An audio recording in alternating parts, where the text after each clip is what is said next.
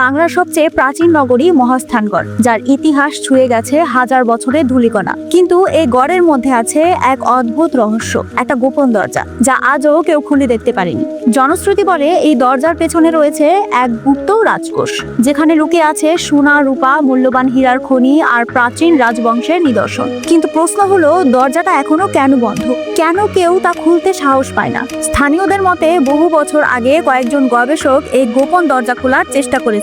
তাদের মতে ভেতরে যেতে না যেতেই এক অদ্ভুত শব্দ চারদিক কাঁপিয়ে তোলে। কেউ বলেন পুরো গড় নাকি হালকা কেঁপে উঠেছিল। আর সেই ঘটনার পর আর কেউ কোনোদিন সাহস করেনি। অনেকে বিশ্বাস করেন এই দরজা আসলে এক ভৌতিক ফাঁদ। অভিশপ্ত রাজ্যে প্রেতাত্মারা আজও পাহারা দেয় সেই ধনভাণ্ডার। আর কিছু গবেষক বলেন এটা আসলে এক ধরনের পুরাকীর্তির সুরক্ষা ব্যবস্থা, যা রাজারা ইচ্ছা করেই তৈরি করতেন, যেন কেউ গুপ্তধন হাতিয়ে না নিতে পারে। তবে আজও সেই দরজার কোনো রহস্য উন্মোচিত হয়নি। এটা কি শুধুই লোককথা, নাকি ইতিহাসের পাতায় সত্যিই লুকিয়ে আছে কোনো ভয়ঙ্কর গোপন সত্য?